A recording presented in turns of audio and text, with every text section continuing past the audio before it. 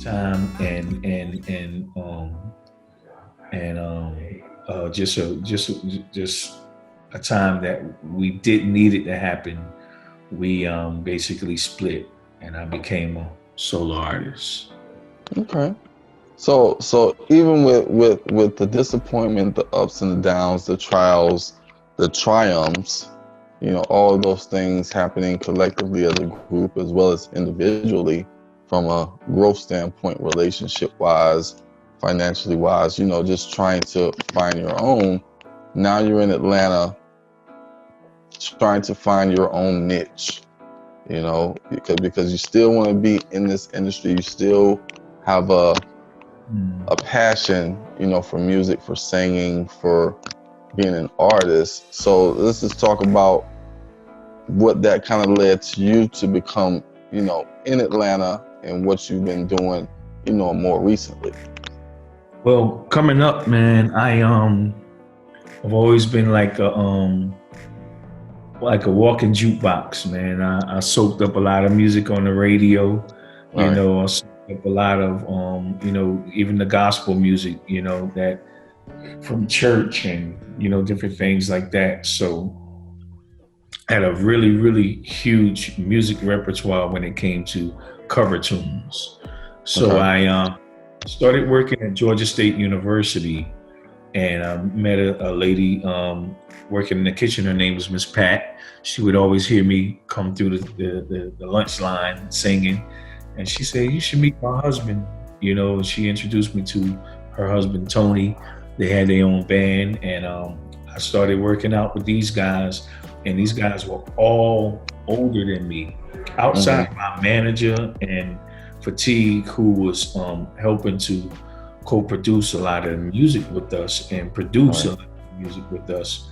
Um, Outside of those two, really most of Finesse's life, I was basically the oldest.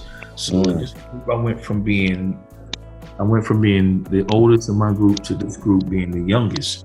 Right. Most of these guys were staying. Half of these guys are staying in a place called the Union, which basically was a rehab place, Okay. or a rehab for alcoholics. And so these stories that they would tell me about their life experiences and the different things that they wanted to make sure to try and steer me away from.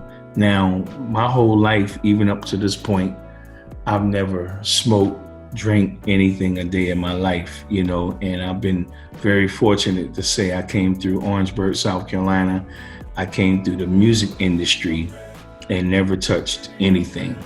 It says a lot, but life was far from being over, you know? Okay.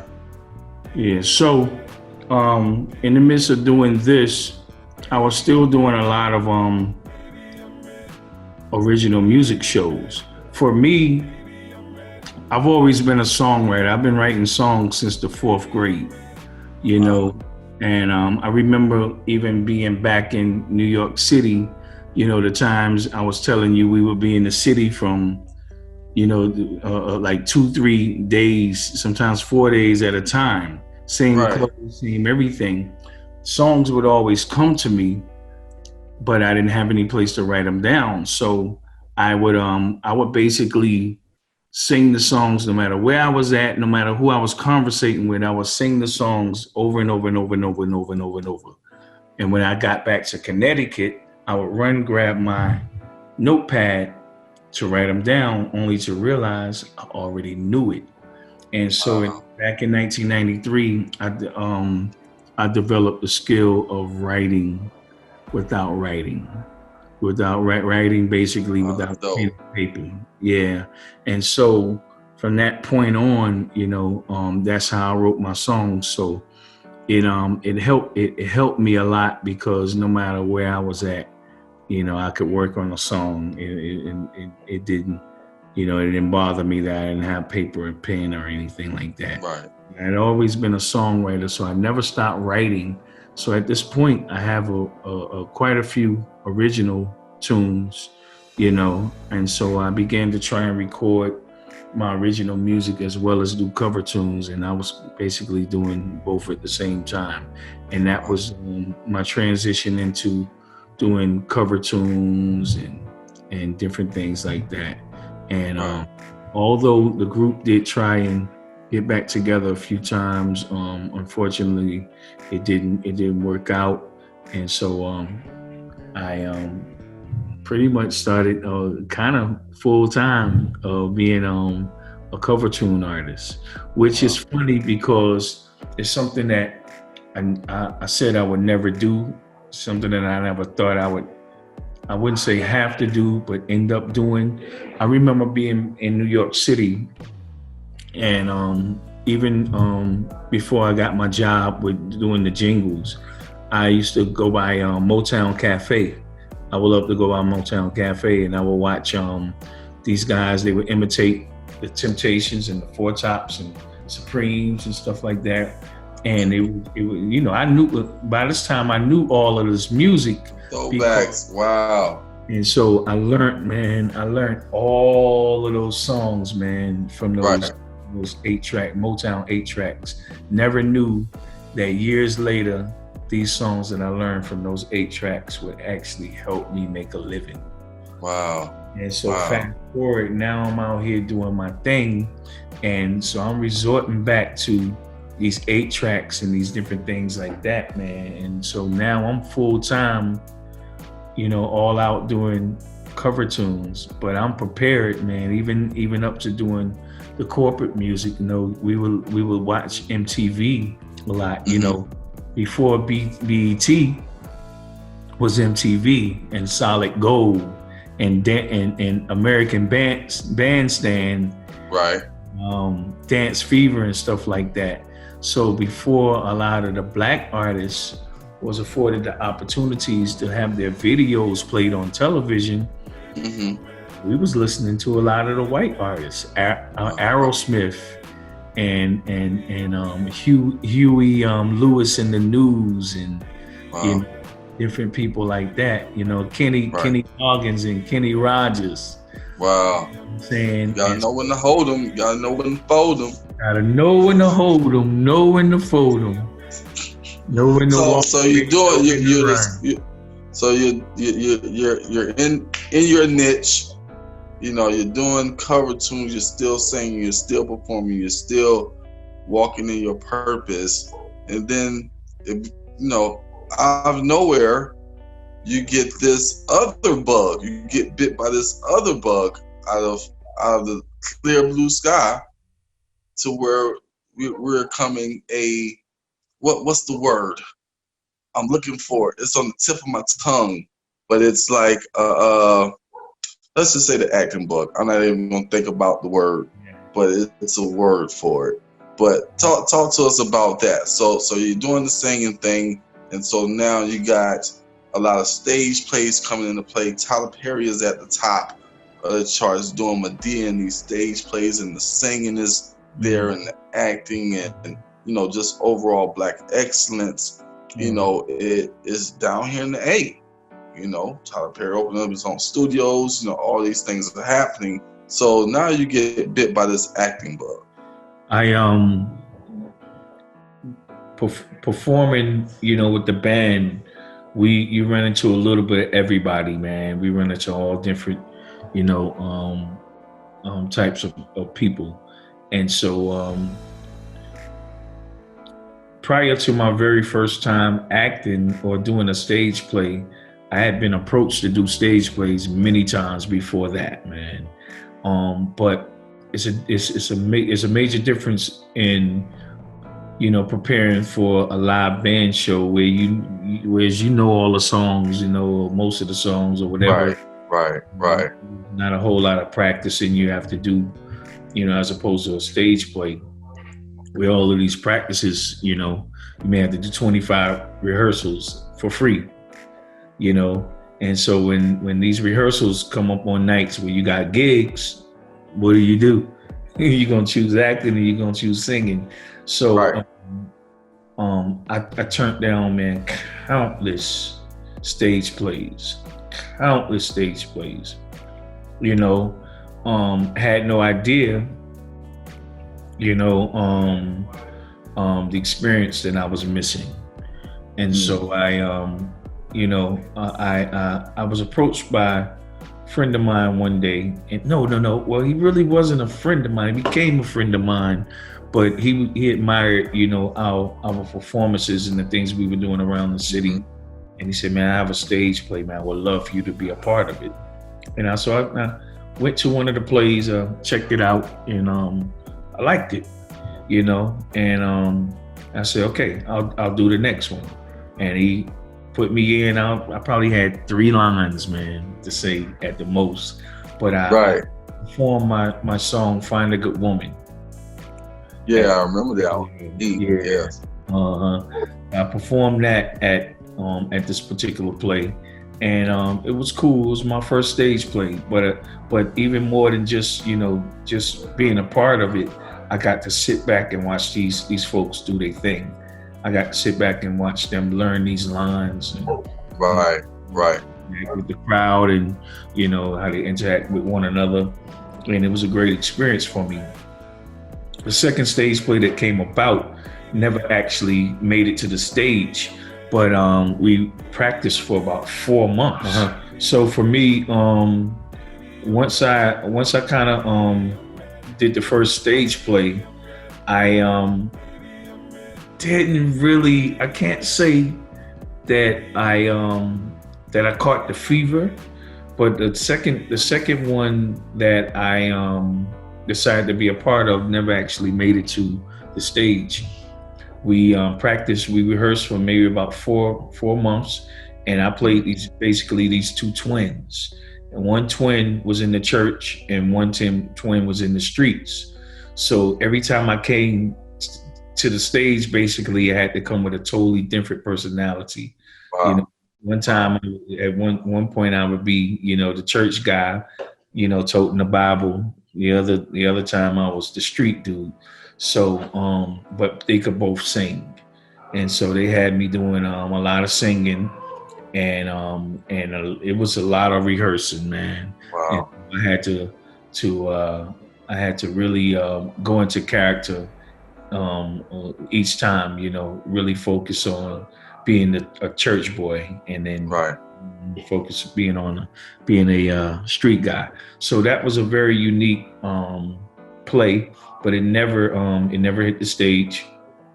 So I was just kind of floating, doing the music thing, and a friend of mine, Blake, Vision, they approached me about doing a stage play called Chess Bridging the Gap. I in the play with The Change Is Gonna Come. And Kelvin was very impressed with that. He was working on a play called The Meeting, basically, which is a stage play about a meeting between Martin Luther King and Malcolm X. Takes place 1 week prior to the assassination of Malcolm X. Right. Martin comes to Harlem, New York, and he comes to see Malcolm in a Harlem hotel. And they sit down and they hash it out. And this play is at least almost 3 hours long. Yeah.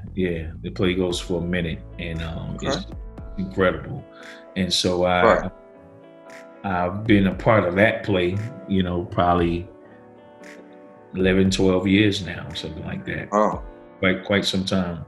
That was probably the 3rd play that I was a part of, and since then, I've been a part of a number of plays with Blake and Blake Vision, along with also my friend Vanda Ray Jackson, and with Kelvin Wade as well. And here and there, and all in all, I've been a part of, whether they made it to the stage or not, 10 plays. And so there's definitely 11, 12 years. Countless amount of stage plays, records, things like that, and probably one of the most significant ones, from a personal perspective, was your most recent stage play that you were involved in. Can you talk about that and the significance of that play, because it brings on a whole new meaning when you kind of look back at it. Kind of talk to the family about that and how that kind of impacted you in a sense from a mental standpoint, physical standpoint, overall, just in that play alone. Well, I working with Kelvin Wade. I was really the meeting at one point was the only play. We were really doing. Kelvin had done a play. Cannot remember the name of it, but I played it was a Christmas play, and I played a drug addict father, basically. And so Kelvin was that guy that I look up. He's that dude I look up to when it comes to directing, and and basically just being my friend. Anything he calls me to do. I'm Right. making the biggest attempt I can to Right. do. And so he called me one day and he said, "Man, I have a project for you, and it's like you're the lead, it's deep, and I'm gonna push you. Right. Are you ready?" And I was like, "Man, let's do it." Right. And so in the midst of that, Blake Vision came to me, and we had already done some plays here and there with Blake. The the Sam Cooke story where I played Bobby, and Right. Blake Vision and I started developing the Donny Hathaway story, as a stage play. And so Right. we were already doing the meeting, and before I knew it, I had committed to 4 different, stage plays. So I Right. went into my friend Vanda Ray. Vanda Ray Jackson is from Richmond, South Carolina, but she's my 6th grade classmate from Brookdale Middle School. So basically, I see Vanda Ray on Instagram one day, and I see when I see her name, I didn't even have to look at her face, just the name. I was like, that's my 6th grade classmate. I've never met in my life nobody else named Vanda Ray Jackson. Was only Right. And so I said, wow, she's in Atlanta. She's a pastor. I'm going to run into her. So I'm performing at one of my shows one night, and I see a young lady and young man sitting in a corner, and they're just kind of grooving to the music. And when I'm finished, I'm selling my CDs, and and the guy says, "Hey man, come here. I want to introduce you to someone." And he said, "Man, this is Vanda Ray Jackson." And I just started laughing. I was like, "Man, I'm glad you're sitting, because the information I'm about to hit you with, I'm gonna floor you with." And and I pulled out my CD. I said, "What state is this on my CD?" She said, "South Carolina." I said, "Okay, where you from?" "South Carolina." "What part?" She said, "Ridgeland." I said, "Okay. Where did you go to middle school at in 6th grade?" And she paused, and I said, "You went to Brookdale Middle School, but you was only there for like a year in Orangeburg or so, and then you moved." And she's like, "Who's this dude telling me about my life story?" Right. I was her 6th grade classmate, and I only met one person in my life named Vanda Ray Jackson. And I basically saw her on Instagram. I said, I knew I would run into you, and I did. Mm-hmm. So, lo and behold, she has a stage play. Right. And she says, "I want you to be a part of the stage play. It's called Wounded But Not Defeated," another gospel play. I can't do it because I have too many projects on the table already. But I said, "I'll come by the rehearsal. Let me check it out." Blah, blah, blah. Went by the rehearsal. Somehow or another, by the next rehearsal, I was in the play and playing that particular lead role. And so all of a sudden, out of nowhere, I had committed to 5 different stage plays. Mm-hmm. Don't ask me how I ended up doing that. I just did. So between February 10th and March 9th of 2018, which is basically 1 month, I did 5 different stage plays. Wow. And so with Kelvin Wade, that play that he felt that he really wanted me on was what God allows. And basically, I played a father, husband, and owner of my own doctor's practice, basically. Mm-hmm. Um, and Robert Hardy basically gets tested by Satan. So Right. very, very, very powerful stage play, written by Styler Scott. Pastor Styler Scott.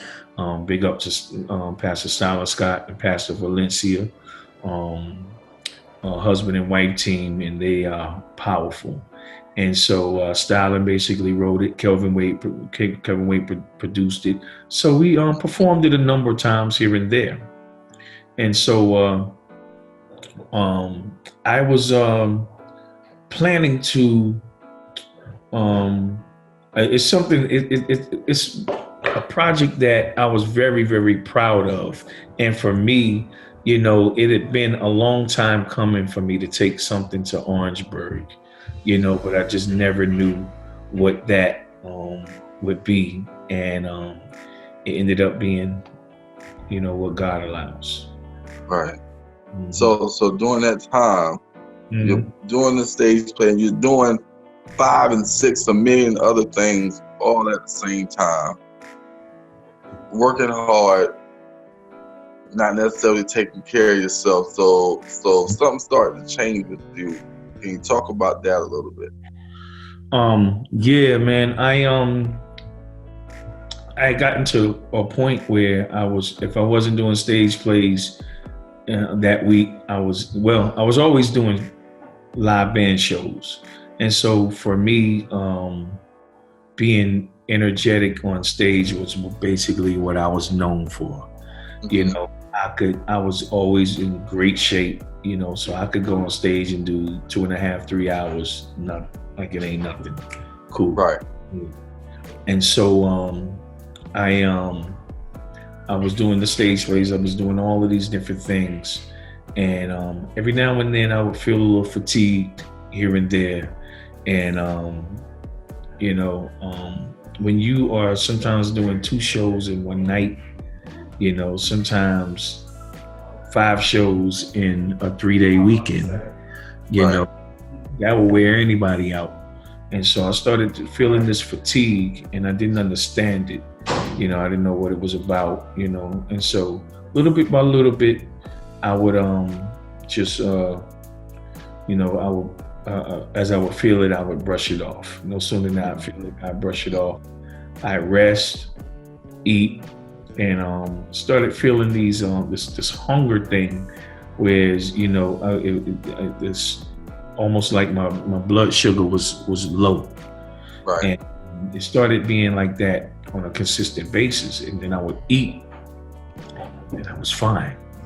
I would go do my shows, and little bit by little bit, I started feeling more and more fatigue, and less like I could finish my shows. I got to a point where, it was a struggle to finish my shows.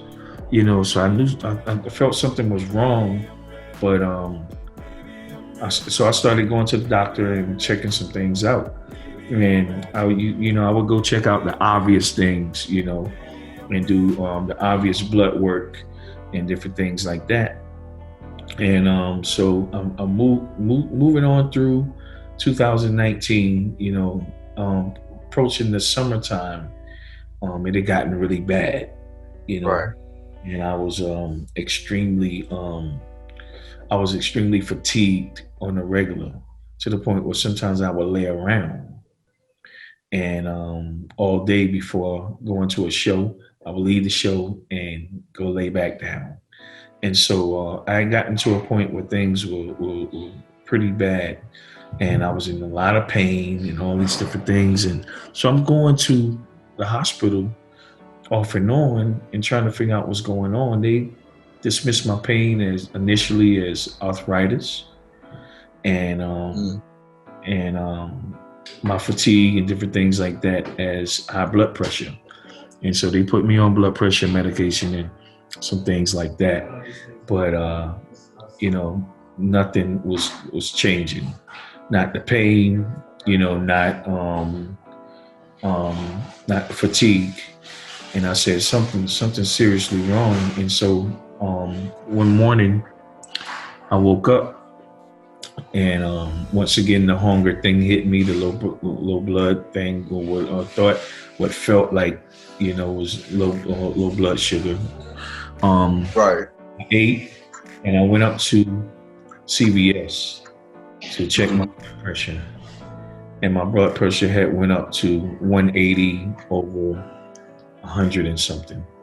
Oh wow! And they said, we need you to go straight to the hospital right now.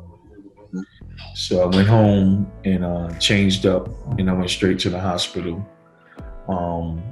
By the time I parked and went inside and checked my blood pressure, it was down to like 172 over still 100 and something. It was giving me fluids and water and a lot of stuff like that. And I was down to maybe 160 something over, over 100, I think it was, something to that effect. Right. Very high. Right. And they took me to the back. They were doing all these different, they were running all these different tests and what have you. And mind you now, I had already been going to the hospital a month and some change at this point, Right. And so I was there most of the evening. While I was there, I received a call from my friend asking me to fill in for him at this particular show. He wanted me to host. I didn't have to perform all night, but he wanted me to host. Right. So I said, okay, cool. I'm there at Grady from that morning, maybe about 11 o'clock till about 8 o'clock that night. I had to got dressed, went to my show. That night while at my show, first of all, I couldn't take heat. For some reason, I couldn't take heat, and I was so always fatigued and gulped down a lot of water. That night, I remember gulping down about 11 cups of ice water, 11 or 12 cups of ice water. And it was crazy. I was having to dump water on the towel, dump water on my head just to keep cool, just to keep from passing out. So I finished the show. But while I was at the show, the doctor that I was dealing with, she called me and she said, Mr. Wright, I wanted to take another look. I was just looking over your records, your tests and everything. I was wondering if I could run a few more tests on you. Are you able to come back in? I said, well, I'm at an event right now. When I finish, I'll definitely gladly come on in. And so I finished that night. I went home, changed up my clothes, and I went straight to the hospital. When I got there, they were expecting me. They took me straight to the back, and they started running some tests on like my bones, and they did some type of bone scan, and they did a scan of my heart and my lungs and some different things like that.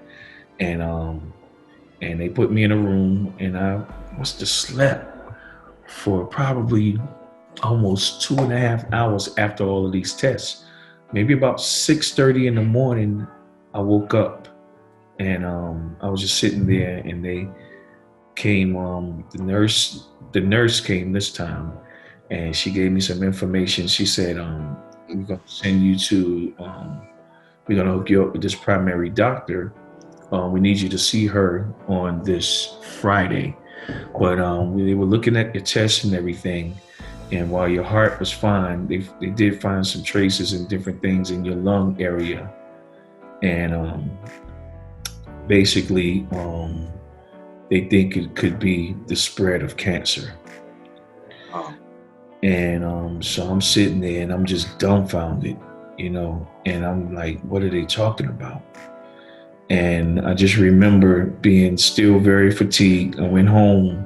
I was already this was my first day. I hadn't even made it home good with they told me the blood pressure medication that they gave me Um, the next dose I was to take was to be that very next day.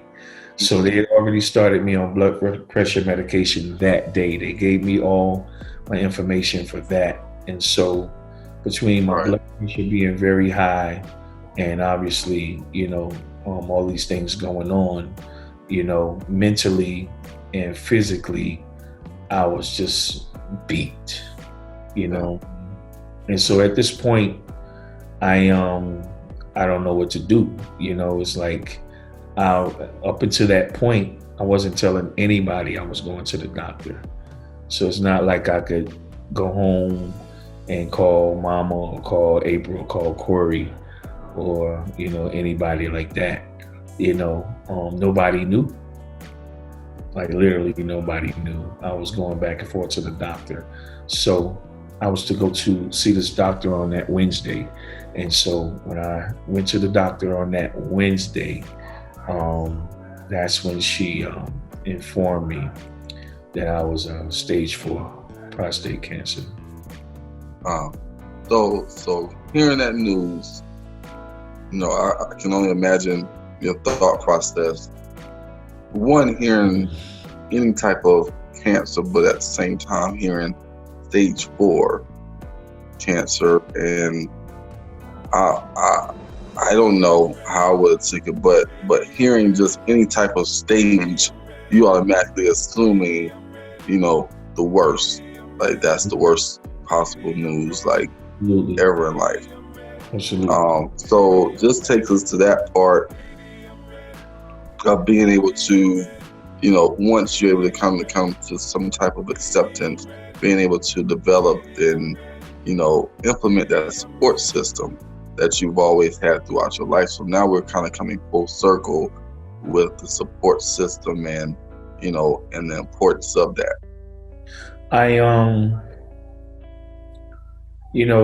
not having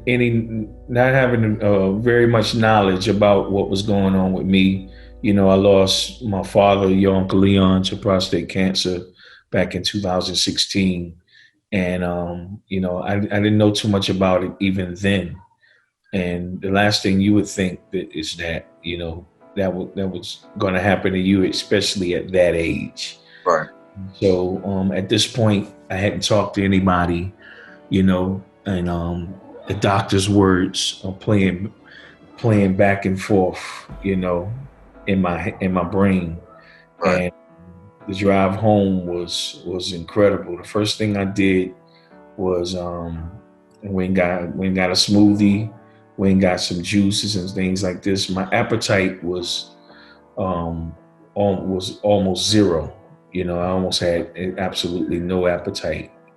And so at this point, it was tough to not be able to eat much, to not know what's going on. Some of the terminology that she was using is just very confusing and very, depressing time.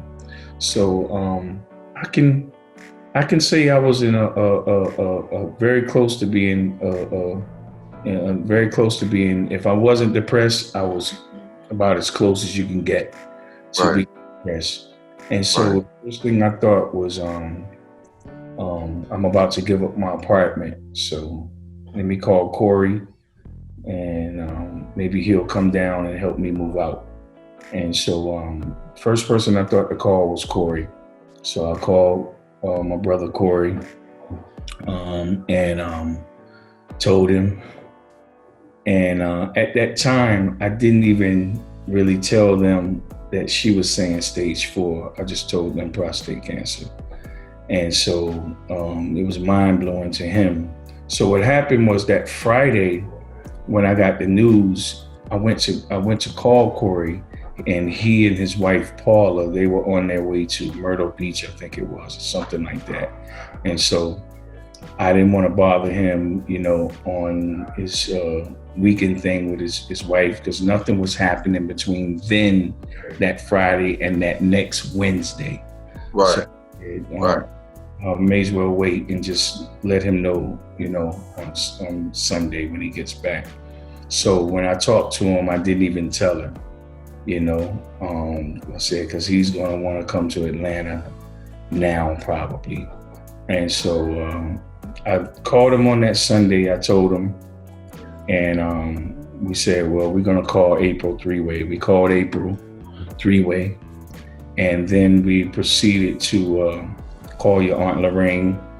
And, we must have talked to her for about 15 minutes before I could get the courage to say it over the phone. Right. And so the first order of business was to wrap myself up with my family, and that's what I did. So when that Wednesday hit, April met me at the hospital. She talked to my doctor. She basically gave her the rundown and everything. And of course, you know April. The first thing she said was, well, let's go to your apartment. We're gonna pack some of your clothes and you come into the house with me. And so from that Wednesday, which was the Wednesday after I got my diagnosis, or basically got the information on that Friday, Right. that Wednesday to now, I've never been alone. Wow. And again, that's the importance of having that support system in place during the highs and the lows, and throughout life. Mm-hmm. And as I have the title of this episode is Phinessed through life. Mm-hmm. The ups, the downs, the triumphs, the trials, and you at this point now to where you've gotten to this level of acceptance. You got the diagnosis. You're attacking the treatment process. You have your support system. You got your foundation, whether it's people, whether that's belief, whether that's faith, whether that's all those things combined to kind of help you through that process. So talk about kind of like the aftermath of that. I want to talk about what kind of helped you get through that, and currently like where you at right now, from a health standpoint.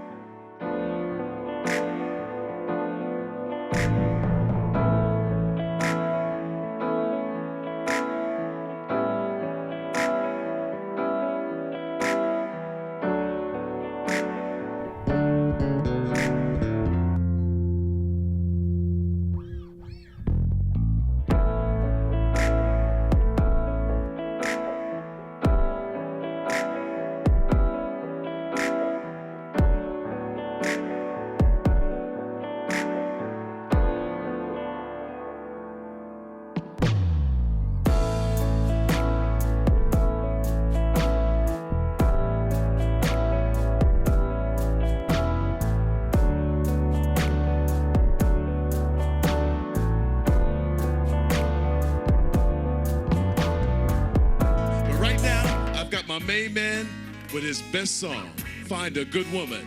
Here's Trav Wright. Enjoy. Hey, hey, hey, Lucien. Now growing up as a southern boy, yeah, deep down in the Carolinas, hey, and living a simple life. Just trying to find my peace of mind. Yeah. See, I never was a ladies' man, but I must say that I had my share in the streets, messing around. The last thing I thought about was settling down. But then my mama told me, sure, the good times don't last always. Sure, the time gon' come around when you need to settle down. Find a good thing. She said to me, better find a good woman. Mama said, someone to love you for you, make a happy home. Even if the money's gone, And she said, hey,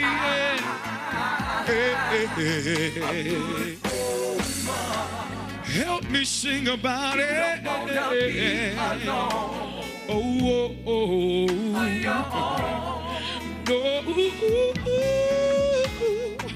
See, it's so hard living in this world today. I need a soft hand to help me along the way. But a lifetime of love don't seem to be anymore. 2 or 3 years and everything's out the door. But grandma and granddaddy stayed together for 50 years or better. See, so I know it ain't impossible to find true love. If I hold on, I know that the good Lord sure gonna help me find. Yeah. Help me sing about it.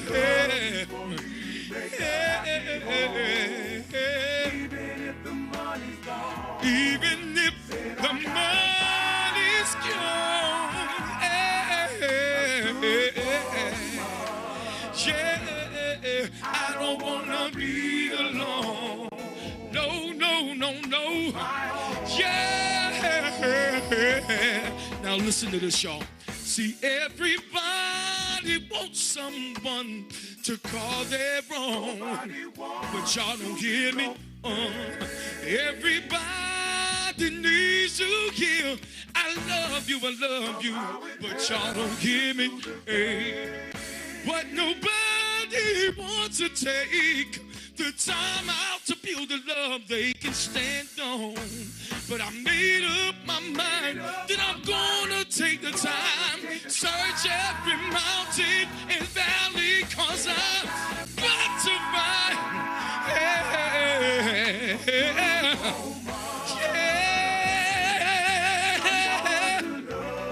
Y'all don't give me. Yeah. Even if the money's gone, y'all don't give it. No. Yeah. No. Yeah. Shit, I gotta find.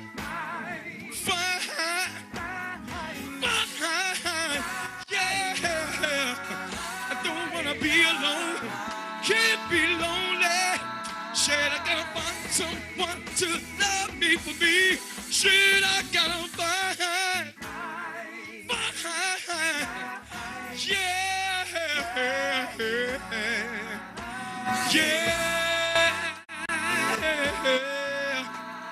A good